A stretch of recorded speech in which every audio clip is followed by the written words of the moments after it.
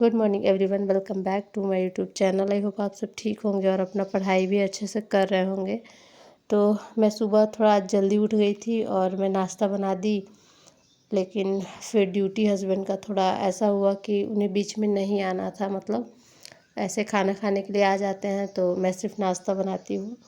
तो आज खाना खाने के लिए नहीं आएंगे तो रोटी चावल मुझे सब बनाना पड़ रहा है एक ही टाइम पे।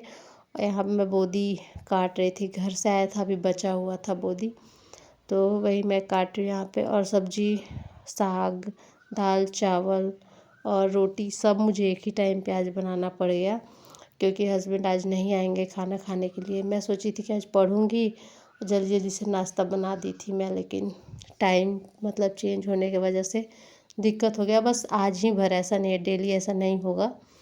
तो मैं खाना बनाने लगी थी, क्या करूँ, वैसे भी फिर वो चावल नहीं खा पाएंगे, तो मैं सुबह में ही आज चावल बना दे रही हूँ और रोटी लेकर वो जाएंगे।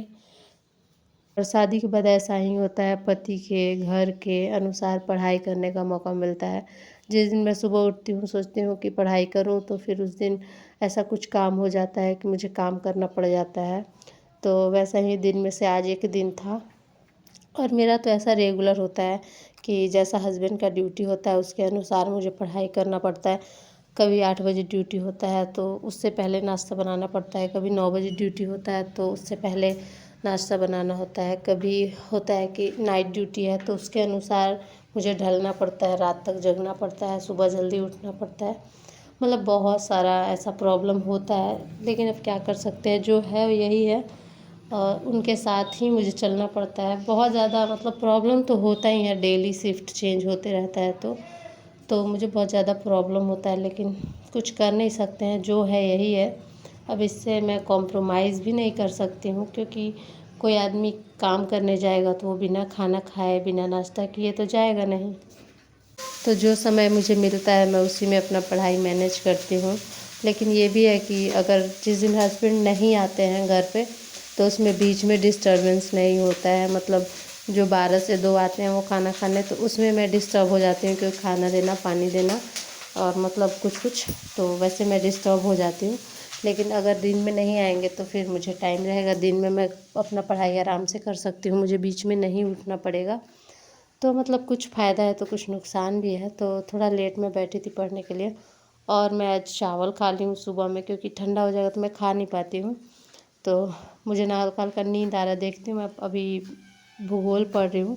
ये मेरा चैप्टर ख़त्म हो गया, सर क्लास करवा दिए, तो वही मैं सोची कि चलो इसको पढ़ लेती हूँ, ताकि एमसीक्यू करने में मुझे मतलब प्रॉब्लम ना हो। ऐसा होता है ना कि मतलब सर पढ़ा दिए और बुक पढ़ लो तो पूरी तरह से क्लियर हो जाता है, फिर कोई प्रॉब्लम नहीं होता है कि मतलब ये चीज़ नहीं आ रहा है मुझे समझ, या फिर ये चीज़ मेरा छूट गया। तो इसलिए ना क्लास करने के बाद कुछ भी बुक, जो भी आपके पास बुक है, अगर एनसीईआरटी है तो एनसीईआरटी, और अदर कोई बुक है तो अदर कोई बुक पढ़ सकते हैं। मैं ऐसा ही करती हूँ कि जब भी क्लास करती हूँ उसके बाद अपना कोई भी बुक उठाती हूँ उसको ज़रूर पढ़ती हूँ। कुछ दिन से मैं बीच में पीवाईक्यू करना छोड़ दी थी, क्योंकि उस टाइम मतलब मैं मेंस का बैच परचेज़ की थी, तो उसका वैलिडिटी बस 2-3 महीने था। तो उस चक्कर में थोड़ा सा मैं पीटी को साइड कर दी थी और मेंस का मैं अपना क्लास कर रही थी, उसका नोट्स पढ़ रही थी। तो पीवाईक्यू मैं बहुत दिन से नहीं कर रही हूँ एमसीक्यू के फॉर्म में, तो वो भी मैं अब करने वाली हूँ। क्योंकि जैसे जैसे मेरा चैप्टर अभी भूगोल स्टार्ट हुआ है तो उसका मैं क्वेश्चन भी बनाऊँगी, क्लास भी कर रही हूँ, और साथ में कोई मेरा बुक जो है, मेरे पास वैसे भूगोल का बहुत सारा बुक है, ऐसा बात नहीं है कि वो मैं न्यू मंगाई हूँ। तो वही एक बुक है, मेरे पास बहुत सारा बुक है, हर सब्जेक्ट का मेरे पास 3-4 बुक है, जो कोई कोई डिटेल फॉर्म में है, कोई थोड़ा कम डिटेल में है, कोई नोट्स फॉर्म में है, एनसीईआरटी बेस्ड है। ऐसे करके मेरे पास बहुत सारा बुक है, लेकिन मैं सब तो नहीं पढ़ सकती। सब में जो मुझे बेस्ट लग रहा है उसको मैं अपना पढ़ रही हूँ। ऐसा नहीं है कि मैं एक ही बुक मंगाई हूँ, मेरे पास बहुत सारा बुक है। आप लोग अलमारी पे पूरा भरा भरा देख सकते हैं, मेरे पास बहुत सारा बुक है। और हम लोग ना बोरा में कर कर के रखे हैं अलमारी में, मतलब जितना भी इधर है वो मतलब मोस्ट इम्पॉर्टेंट बुक इधर रखा हुआ है, बाकी हम लोग सब रखे हैं अच्छे से। आप लोग को मेरे रूम में अलमारी जो है ऊपर, उस पर दिखता होगा, बहुत सारा बुक है। और मेरे हस्बैंड को ना कोई भी बुक बहुत ज़्यादा डिटेल में एकदम घुस के पढ़ने का मतलब शौक़ है शुरू से ही, बहुत पहले से। तो वो ना कोई भी चीज़ डिटेल में पढ़ना पसंद करते हैं, नोट्स फॉर्म में उन्हें बिल्कुल भी पसंद नहीं है। लेकिन मुझे भी कुछ समझ में नहीं आता है तो वो इतना डिटेल फॉर्म में पढ़े रहते हैं ना कि मुझे भी समझा देते हैं अच्छे से। जैसे मैं कल बुक पढ़ रही थी तो मुझे नहीं समझ में आ रहा था, तो वो मुझे समझा रहे थे कि इसका मतलब ये होता है ऐसे ऐसे।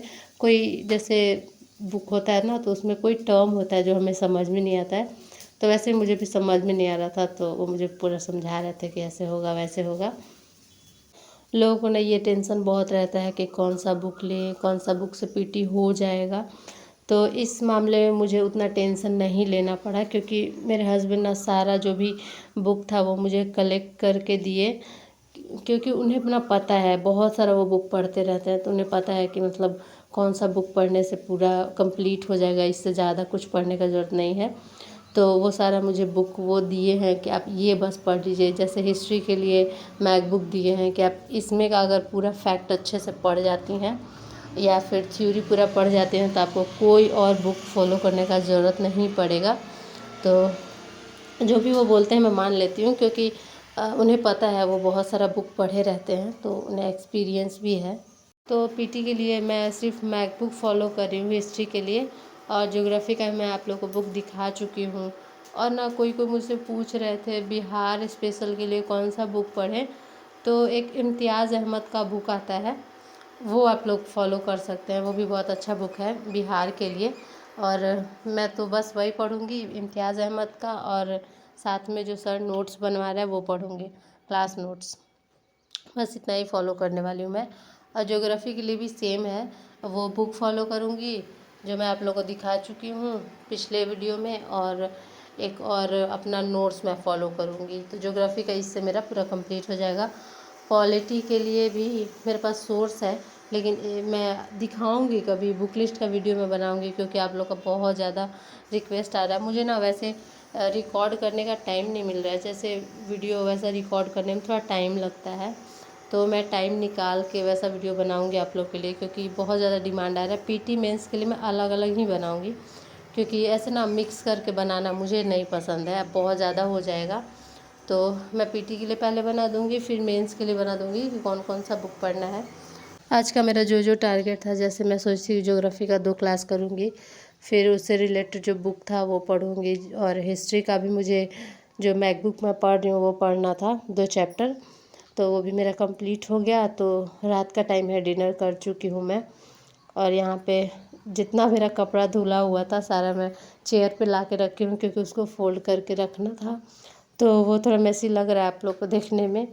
तो अब यहाँ पे मैं बिहार का क्लास कर रही हूँ, क्योंकि ना एक क्लास हो चुका था, तो मैं सोची कि चलो बिहार का क्लास कर लेती हूँ। वैसे भी आज का टारगेट मेरा कंप्लीट हो गया और कुछ खास पढ़ने का मन नहीं कर रहा था, तो वही मैं बिहार स्पेशल का क्लास करने लगी थी। वैसे भी नहीं करूँगी तो वो पेंडिंग रह जाएगा, और मेरा काफ़ी ज़्यादा पेंडिंग रह गया है मेंस वाले बैच के चक्कर में, तो मैं ज़्यादा पेंडिंग नहीं रखना चाहती हूँ। साथ साथ मैं क्लास भी कर रही हूँ, अपना नोट्स भी पढ़ रही हूँ, रिवीजन भी कर रही हूँ, और मतलब सारा चीज़ लेके चल रही हूँ। देखती हूँ जितना मेरे पास टाइम मिल रहा है मेरे को पढ़ने के लिए, सारा टाइम में मैं नोट्स बना रही हूँ अपना, और उसमें क्लास भी कर ले रही हूँ, बुक भी पढ़ ले रही हूँ। अभी क्वेश्चन प्रैक्टिस करने के लिए मेरे पास टाइम नहीं बच रहा है, तो देखती हूँ मैं निकालूंगी टाइम, 1 घंटे और मुझे मिल जाता ना, तो उसमें मैं